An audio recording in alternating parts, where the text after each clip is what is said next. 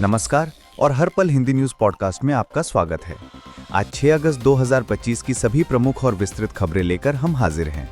हमारे साथ बने रहें क्योंकि हम राष्ट्रीय, अंतर्राष्ट्रीय, राजनीति, खेल, विज्ञान और अन्य महत्वपूर्ण क्षेत्रों की 40-50 बड़ी खबरों को 2-3 पैराग्राफ में विस्तार से कवर करेंगे। शुरुआत करते हैं राष्ट्रीय समाचारों से। उत्तराखंड के उत्तरकाशी जिले में धाराली गांव में अचानक बादल फटने से गंगोत्री धाम का संपर्क टूट गया है। कई लोग लापता बताए जा रहे हैं, जबकि भूस्खलन और बाढ़ के कारण भारी नुकसान हुआ है। एनडीआरएफ और आईटीबीपी की टीमें राहत और बचाव कार्य में जुटी हैं। एक और महत्वपूर्ण खबर में भारत सरकार ने सुप्रीम कोर्ट में यह साफ कर दिया है कि सहज सहमति की उम्र 18 से घटाकर 16 करने का कोई विचार नहीं है। सरकार का मानना है कि इससे बच्चों की सुरक्षा और कानूनी बचाव प्रभावित हो सकता है। साथ ही मानव तस्करी और दुर्व्यवहार के मामले भी बढ़ सकते हैं। अब रुख करते हैं अंतर्राष्ट्रीय समाचारों की ओर। रूस ने इंटरमीडिएट रेंज न्यूक्लियर फोर्सेस संधि से पूरी तरह बाहर निकलने की घोषणा की है। रूसी प्रशासन ने कहा कि यह निर्णय पश्चिमी दुनिया से बढ़ते खतरे और आंतरिक सैन्य सुरक्षा के कारण लिया गया है। राजनीति के क्षेत्र में बिहार विधानसभा चुनाव की गहमागहमी तेज हो गई है। भाजपा, जदयू और राजद के अलावा अन्य दल भी लगातार चुनावी दौरे कर रहे हैं। वहीं संसद सत्र के दौरान महिला आरक्षण बिल पर गर्मागर्म बहस हुई और विपक्ष ने सरकार से आर्थिक सामाजिक नीतियों पर सवाल पूछे हैं। खेल जगत से खबर है कि बैंगलोर एफसी ने इंडियन सुपर लीग की अनिश्चितता के कारण अपने खिलाड़ियों और स्टाफ की सैलरी रोक दी है। ये कदम अखिल भारतीय फुटबॉल महासंघ और लीग पार्टनर के बीच विवाद के कारण उठाया गया है।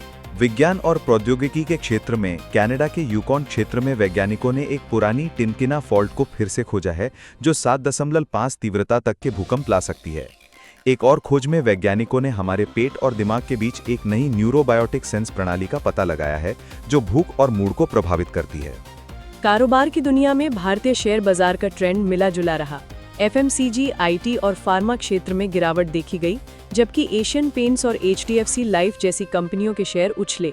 आरबीआई की नई मौद्रिक नीति बैठक में रेपो रेट में कोई बदलाव नहीं किया गया है। शिक्षा के क्षेत्र में केंद्र सरकार ने नई राष्ट्रीय शिक्षा नीति की प्रगति रिपोर्ट जारी की है। इस रिपोर्ट के मुताबिक डिजिटल लर्निंग और ऑनलाइन परीक्षा प्रणालियों से गांव-गांव में शिक्षा पहुंचाने के प्रयास किए जा रहे हैं। व्यापार के मोर्चे पर भारत और फिलीपींस ने उच्च स्तरीय बैठक के बाद रणनीतिक साझेदारी और रक्षा सहयोग बढ़ाने की घोषणा की है, जिससे इंडो पैसिफिक क्षेत्र के सुरक्षा समीकरण बदल सकते हैं। संस्कृति और मनोरंजन में इस साल का सनबर्न म्यूजिक फेस्टिवल गोवा की बजाय मुंबई में होगा।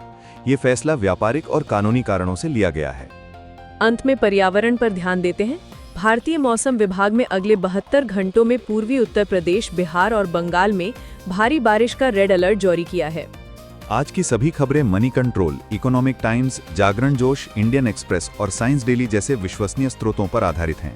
ये था आज का हर पल हिंदी न्यूज़ पॉडकास्ट। हम आशा करते हैं कि आपको ये पॉडकास्ट पसंद आया होगा।